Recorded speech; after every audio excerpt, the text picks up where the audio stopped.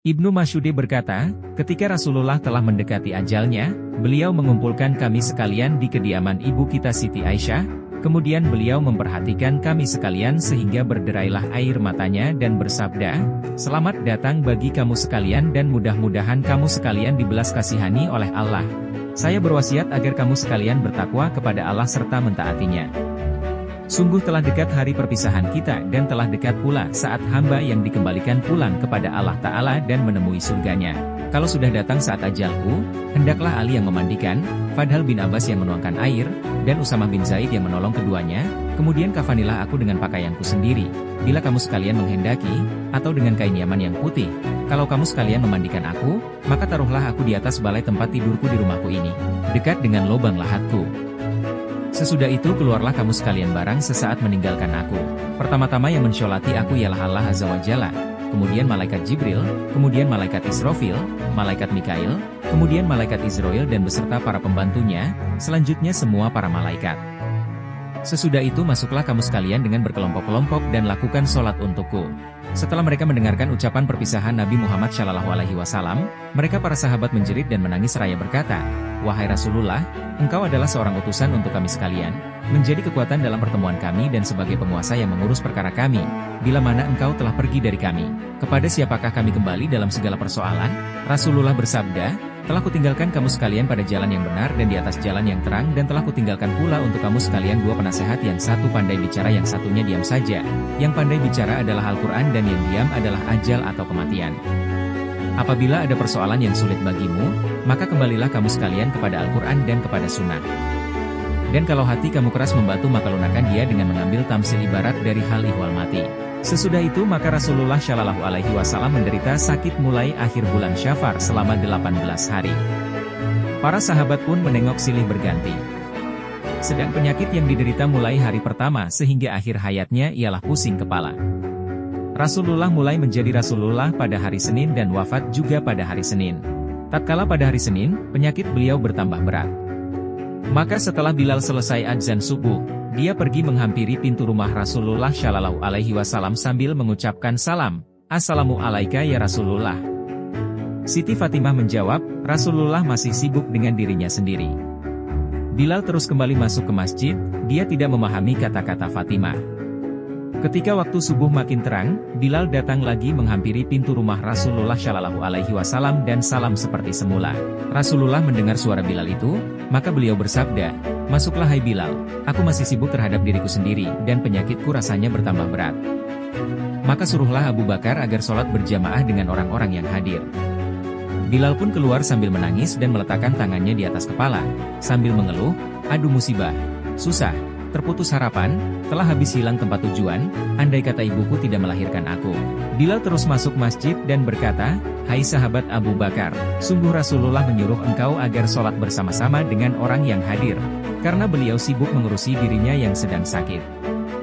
Ketika Abu Bakar melihat mihrab, tempat sholat imam, kosong dan Rasulullah tidak hadir, maka Abu Bakar menjerit keras sekali dan jatuh tersungkur karena pingsan.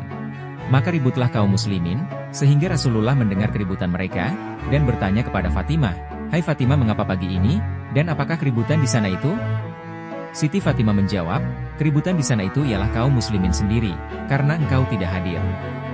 Maka Rasulullah Shallallahu Alaihi Wasallam memanggil Ali dan Fadhan bin Abbas, lalu beliau bersandar kepada keduanya dan keluar rumah menuju masjid lalu sholat bersama-sama dengan mereka 2 rakaat. Selesai sholat beliau berpaling ke belakang dan bersabda, "Hai kaum muslimin, kamu semua dalam pemeliharaan dan pertolongan Allah. Oleh sebab itu bertakwalah kepada Allah serta mentaatinya, maka sesungguhnya saya akan meninggalkan dunia ini. Dan di hari ini hari pertamaku di akhirat dan hari terakhir bagiku di dunia." Lalu Rasulullah Shallallahu Alaihi Wasallam berdiri dan pulang ke rumahnya. Kemudian Allah Ta'ala memberi perintah kepada malaikat kematian, "Turunlah engkau kepada kekasihku dengan sebaik-baiknya bentuk, dan lakukan dengan halus dalam mencabut ruhnya. Kalau dia mengizinkan kamu masuk, masuklah dan kalau tidak mengizinkan maka janganlah masuk dan kembalilah."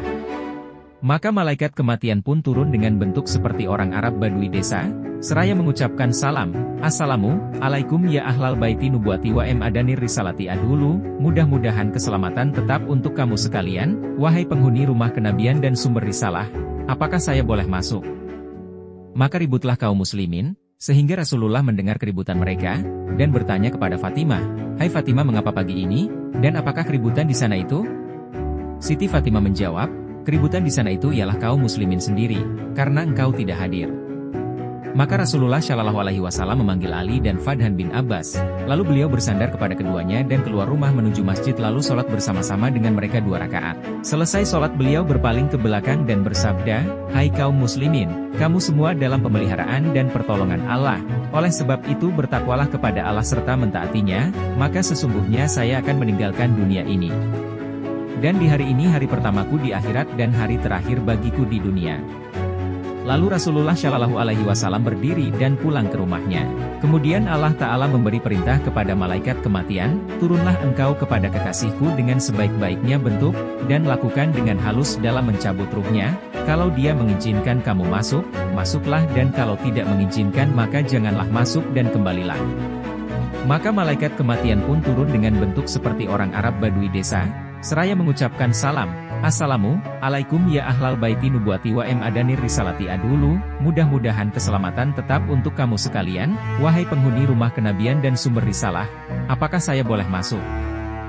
Maka menangislah Siti Fatimah, dengan tangisan yang keras sekali sambil berkata, "Aduhai celaka nantinya, sebab kematiannya Nabi yang terakhir, sungguh merupakan bencana besar dengan wafatnya orang yang paling takwa, terputusnya dari pimpinannya para orang-orang yang suci serta penyesalan bagi kami sekalian karena terputusnya wahyu dari langit. Maka sungguh saya terhalang mendengarkan perkataan engkau, dan tidak lagi bisa mendengarkan salam engkau sesudah hari ini." Kata Rasulullah, "Jangan engkau menangis Fatimah, karena sesungguhnya, engkaulah dari antara keluargaku yang pertama berjumpa dengan aku." Selanjutnya Rasulullah Shallallahu Alaihi Wasallam bersabda, "Masuklah engkau malaikat kematian."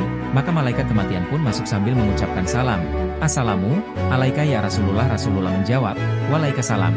Hai malaikat kematian, engkau datang untuk berkunjung atau untuk mencabut nyawaku?" Kata malaikat kematian, "Saya datang untuk berkunjung dan untuk mencabut nyawa, sekiranya engkau mengizinkan. Kalau tidak maka saya akan kembali." Kata Rasulullah, "Hai malaikat kematian, di mana Jibril engkau tinggalkan?" Kata malaikat kematian, "Dia saya tinggalkan di langit dunia, dan para malaikat sedang menghormat memuliakan dia." Tidak selang sesaat malaikat Jibril pun turun dan duduk di arah kepala Rasulullah. Kata Rasulullah Shallallahu Alaihi Wasallam, "Tahukah engkau kalau ajalku telah dekat?" Jawab malaikat Jibril, "Dia tahu, ya Rasulullah." Kata Rasulullah, "Diberitahukanlah kepadaku kemuliaan yang menggembirakanku di sisi Allah." Kata Jibril, Sungguh pintu-pintu langit telah dibuka, para malaikat telah berbaris rapi, menanti ruh engkau di langit, pintu-pintu surga telah dibuka dan para bidadari telah berhias menanti kehadiran ruh engkau." Kata Rasulullah, "Ya Alhamdulillah, hai Jibril, berilah berita gembira tentang umatku di hari kiamat." Jibril berkata, "Saya beritahukan, bahwa sesungguhnya bahwa Allah Ta'ala berfirman, sungguh telah aku larang para nabi masuk ke dalam surga, sehingga engkau masuk lebih dulu, dan aku larang juga semua umat sehingga umat engkau masuk lebih dahulu." Kata Rasulullah, "Sekarang telah puas hatiku dan hilanglah rasa susahku. Hai malaikat kematian, mendekatlah kepadaku." Malaikat kematian mendekat dan melaksanakan tugasnya mencabut ruh beliau, dan ketika ruh sampai di pusat perut, Rasulullah berkata, "Hai Jibril, alangkah dahsyatnya rasa mati itu." Maka malaikat Jibril memalingkan wajahnya dari Rasulullah Shallallahu Alaihi Wasallam. "Hai Jibril, apakah engkau tidak suka melihat wajahku?" Kata Jibril, "Wahai kekasih Allah, siapakah orangnya yang sampai hati melihat wajah engkau, sedang engkau di dalam sakaratul maut?" Anas bin Malikra berkata, ketika ruh Nabi Muhammad Shallallahu Alaihi Wasallam sampai di dada beliau bersabda, "Aku wasiatkan agar kamu sekalian menjaga sholat dan apa-apa yang menjadi tanggunganmu." Maka, masih saja beliau berwasiat dengan keduanya itu sampai putuslah perkataannya.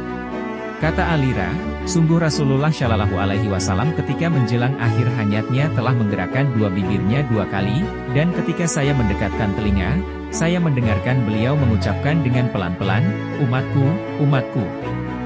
Maka ruh Rasulullah Shallallahu Alaihi Wasallam dicabut pada hari Senin bulan Rabiul Awal. Seandainya dunia ini akan kekal bagi seseorang, niscaya Rasulullah Shallallahu Alaihi Wasallam di dunia ini akan kekal.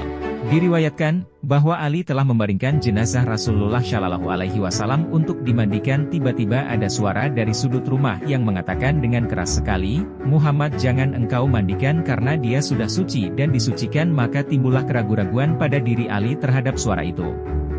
Kata Ali, "Siapa engkau sebenarnya?" karena sesungguhnya Nabi Muhammad Shallallahu Alaihi Wasallam telah memerintahkan untuk memandikan. Tiba-tiba ada suara lain yang mengatakan, "Wahai Ali, mandikanlah dia," karena sesungguhnya suara yang pertama tadi adalah suara iblis terkutuk, sebab dengki terhadap Muhammad Shallallahu Alaihi Wasallam, maka dia bermaksud agar beliau dimasukkan ke dalam kubur tanpa dimandikan.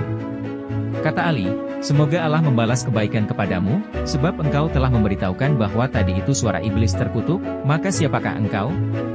Suara itu menjawab, "Saya adalah Nabi Khidir, menghadiri jenazah Nabi Muhammad." Selanjutnya Ali memandikan jasad Nabi Muhammad. Fadhal bin Abbas dan Usamah bin Zahitra yang menuangkan air dan malaikat Jibril telah datang dengan membawa obat penahan kehancuran jasad dari surga. Kemudian mereka mengkafani beliau serta menguburnya di kamar Siti Aisyah di tengah malam Rabu. Sedang Siti Aisyah berdiri di atas kubur Nabi Muhammad sambil berkata, "Hai orang yang belum pernah mengenakan pakaian dari sutra, dan belum pernah tidur di atas ranjang yang empuk. Hai orang yang keluar dari dunia sedang perutnya belum pernah kenyang meskipun dengan roti dengan gandum kasar. Hai orang yang memilih tidur di atas tikar daripada balai ranjang. Hai orang yang tidak tidur sepanjang malam karena takut siksa neraka sa insinyur."